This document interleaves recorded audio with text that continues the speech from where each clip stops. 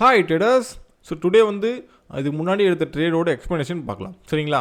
So இந்த இடத்துல வந்து என்ன ட்ரேட் எடுத்திருக்கு அப்படின்னு பாருங்கள். அதுக்கப்புறம் நான் வந்து எக்ஸ்ப்ளனேஷன் கொடுக்குறேன் சரிங்களா. இதே ட்ரேட் வந்து குரூப்பில் அப்லோட் பண்ணியிருப்பேன். ஸோ நீங்கள் ப்ரெடிக்ட் பண்ணது கரெக்டாக உங்களுடைய ப்ரெடிக்ஷன் கரெக்டாக இருக்கா அப்படின்னு செக் பண்ணிக்கோங்க. குரூப்பில் இல்லை அப்படின்னா டிஸ்கிரிப்ஷனில் குரூப் இருக்குது, ஜாயின் பண்ணிக்கோங்க சரிங்களா. ஓகே, சிம்பிள் ட்ரேடு தான். ஸோ வந்து இந்த இடத்துல வந்து என்ன ட்ரேட் எடுத்துப்பேன் அப்படின்னு பார்த்தீங்கன்னா பையர் ட்ரேட் எடுத்திருக்கேன் சரிங்களா.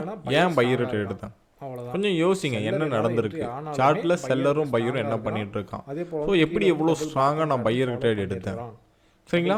இது கொஞ்சம் யோசிங்க, நீங்கள் யோசிங்க. அதுக்கப்புறம் நான் என்னோட நாலேஜை நான் உங்களுக்கு சொல்கிறேன்.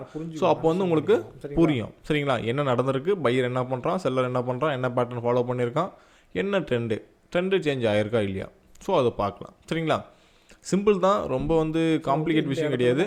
பட் ஆனால் இந்த லெவலை வச்சு பார்த்தோம் அப்படின்னா ட்ரேடிங்கை பொறுத்த வரைக்கும் ஈஸியாக வராது, ஆனால் கண்டிப்பாக வரும். புரியுதுங்களா?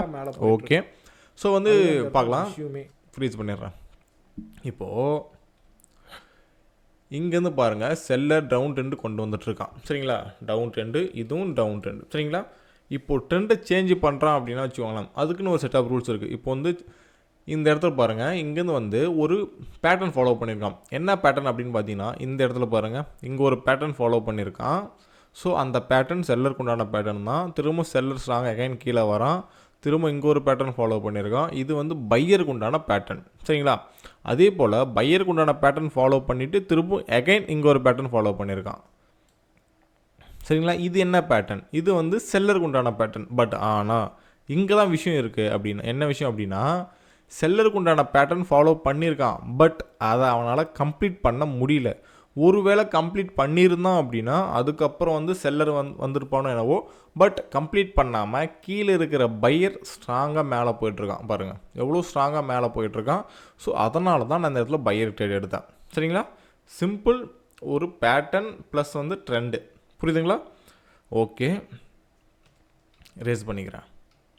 ஓகே, இப்போ பாருங்கள் என்ன பேட்டர்ன் அப்படின்னு கேட்டிங்கன்னா, இது வந்து ஒரு head and shoulder pattern. Head and shoulder pattern யார் ஃபாலோ பண்ணோம் அப்படின்னு பார்த்தீங்கன்னா செல்லர். ஸோ அவன் பேட்டர்ன் ஃபாலோ பண்ணிவிட்டு ட்ரெண்டை கண்டினியூ பண்ணிவிட்டு ஸ்ட்ராங்காக கீழே வரான் சரிங்களா. அதே போல் பாருங்கள், இந்த லெவல் இங்கேருந்து பையர் என்ட்ரியாக இருக்கானா, திரும்ப அதே லெவல்லேருந்து அகைன் பையர் என்ட்ரி.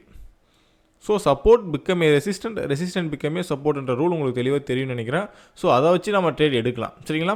எந்த இடத்துல ஸ்ட்ராங்காக இருக்கானோ அந்த இடத்துல வந்து ரிஜெக்ஷன் ட்ரேடோ ரிவர்சல் ட்ரேடோ நம்ம எடுக்கலாம். பட் அது வந்து சார்ட் அனலைஸ் பண்ண தெரிஞ்சால் மட்டும்தான் எந்த இடத்துல ட்ரேட் எடுக்கணும் அப்படின்றது தெரியும். எதுவுமே தெரியாமல் நம்ம ட்ரேட் எடுத்தோம் அப்படின்னா லாஸ் பண்ணிப்போம் சரிங்களா. ஓகே, ஸோ அதே லெவல்லேருந்து திரும்ப பையர் என்ட்ரியாக இருக்கான். பட் ஆனால் ஒரே ஒரு 2 கேண்டில் தான் ஃபார்ம் பண்ணிட்டு திரும்ப செல்லர் ஸ்ட்ராங்காக என்ட்ரியாக இருக்கான். ஓகே, திரும்ப பாருங்கள், இந்த லெவல்லேருந்து பையர் என்ட்ரி ஆகிருக்கான். இந்த இடத்துல பையர் என்ட்ரி ஆகிருக்கான். பையர் என்ட்ரி ஆகிட்டு ஸ்ட்ராங்காக இது வரையும் போயிருக்கான் அப்படின்னா பாருங்கள், இது வரையும் போயிருக்கான். இது வந்து கேப் அப்பு சரிங்களா.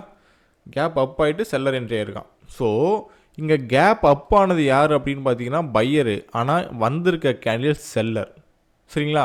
ஸோ வந்து திரும்பவும் செல்லர் ஸ்ட்ராங்காக என்ட்ரி ஆகிருக்கான் சரிங்களா. அங்கே பாருங்கள் எவ்வளோ பெரிய கேண்டில், ஒரு மொமெண்டம் ஃபாலோ பண்ணி கண்டினியூ ஆகிருக்கான். ஸோ வந்து ஸ்ட்ராங் கேண்டில்.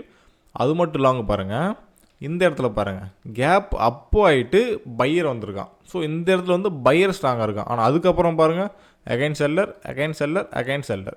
ஸோ செல்லரில் இங்கே வந்து ஃபைட் பண்ண நடந்திருக்கு. இந்த இடத்துல ஃபைட் நடந்திருக்கு சரிங்களா. அதே போல் இங்கே ஃபைட் நடந்திருக்க காரணம் வந்து ஒரு டோஜி கேண்டில் ஃபார்ம் பண்ணால் அப்படின்னு வச்சுக்கோங்களேன். அந்த டோஜி கேண்டிலில் விக் இருக்கலாம், விக் இல்லாமல் கூட இருக்கலாம்.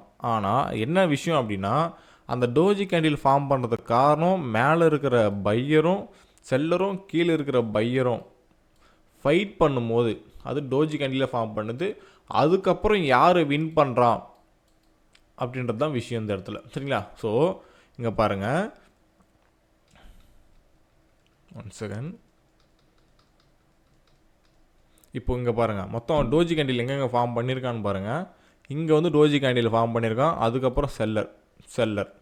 ஸோ செல்லர் ஸ்ட்ராங்காக வரான். இங்கே டோஜி கேண்டில் ஃபார்ம் பண்ணியிருக்கான். ஸோ அதுக்கப்புறம் வந்து பையர் ஸ்ட்ராங்காக மேலே போகிறோம். ஸோ இங்கே வின் பண்ணது யார், வின் பண்ணது பையர். அதனால் வந்து பையர் ஸ்ட்ராங்காக போகிறோம் சரிங்களா.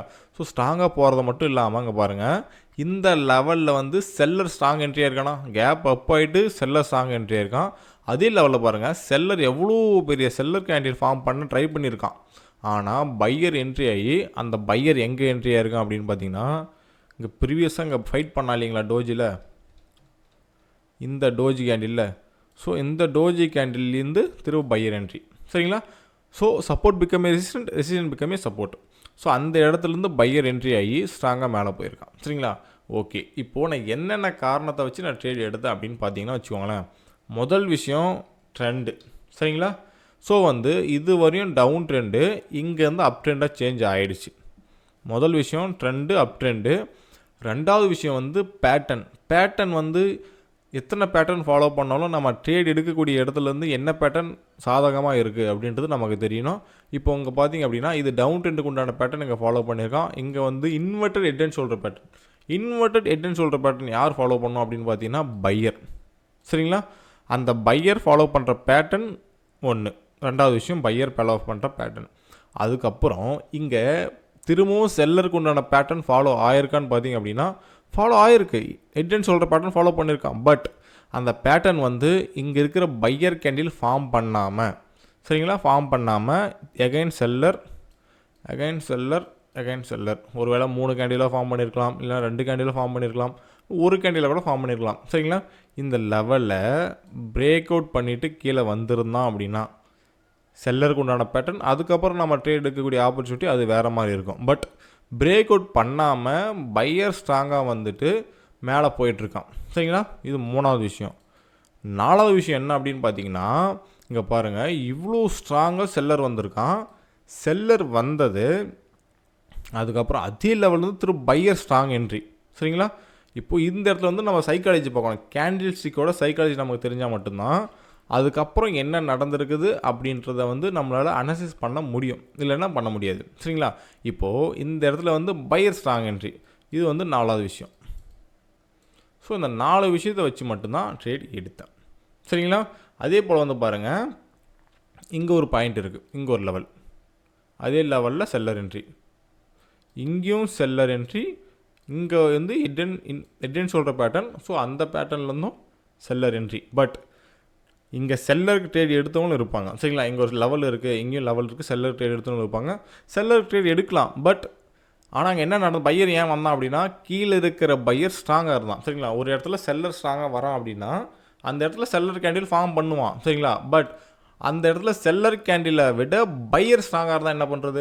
நம்மளோட ப்ரெடிக்ஷன் செல்லர், பட் பையர் ஸ்ட்ராங்காக இருந்தான் அப்படின்னா பையர் தானே ஃபார்ம் பண்ணுவான். அந்த இடத்துல ட்ரேடு லாஸ் ஆகிறதுனால நம்மளால் ஒன்றும் பண்ண முடியாது, லாஸ் காமன் தான். ஸோ 100% நம்ம ட்ரேடிங்கில் 100% ப்ரிடிக்ஷன் கரெக்டாக இருக்கணும் அப்படின்னா வாய்ப்பு கிடையாது. ஸோ 80-70, சரிங்களா, 70-80% ப்ராஃபிட் ரேஷியோ இருந்துச்சு அப்படின்னாவே நீங்கள் ப்ராஃபிட்டபிள் ட்ரேடரை ஃபார்ம் ஆகிடுவீங்க. சரிங்களா? ஸோ ட்ரேடிங்கை இவ்வளோ தான் விஷயம். ஒரு சார்ட்டை என்ன பார்க்குறோம், அதில் என்ன இருக்குது, சார்ட்டில் எப்படி அவன் ஃபார்ம் பண்ணியிருக்கான், அதை நாம் எப்படி அதை யூஸ் பண்ணி நம்ம ட்ரேட் எடுக்க போகிறோம், இதுதான் விஷயம். ஸோ ட்ரேடிங்கும் ப்ராப்பராக லேர்ன் பண்ணணும், எனக்கு பேசிக்ஸ்லேருந்து எதுவுமே தெரியாதுன்னு நினச்சிங்க அப்படின்னா டிஸ்கிரிப்ஷனில் குரூப் இருக்குது, ஜாயின் பண்ணிக்கோங்க, ப்ராப்பராக லேர்ன் பண்ணுங்கள். அதே போல் நியூஸ் சம்மந்தமான ஏதாவது தெரியல, நியூஸ் எப்படி பார்க்குறது, அந்த மாதிரி ஏதாவது தெரியாமல் இருந்தீங்க அப்படின்னா நியூஸ் டைம் ட்ரேட் பண்ணாமல் இருக்கிறது அவாய்ட் பண்ணிக்கலாம். சரிங்களா? ட்ரேட் பண்ணுறது அவாய்ட் பண்ணிக்கலாம். ஸோ நியூஸ் டைம் அப்லோட் பண்ணிடுவேன், பார்த்துக்கோங்க. நியூஸ் டைமில் ட்ரேட் பண்ணாமல் அவாய்ட் பண்ணிக்கோங்க. சரிங்களா? ஓகே. ஸோ அடுத்த வீடியோவில் அடுத்த ட்ரேடோட எக்ஸ்ப்ளனேஷன் நான் கொடுக்குறேன்.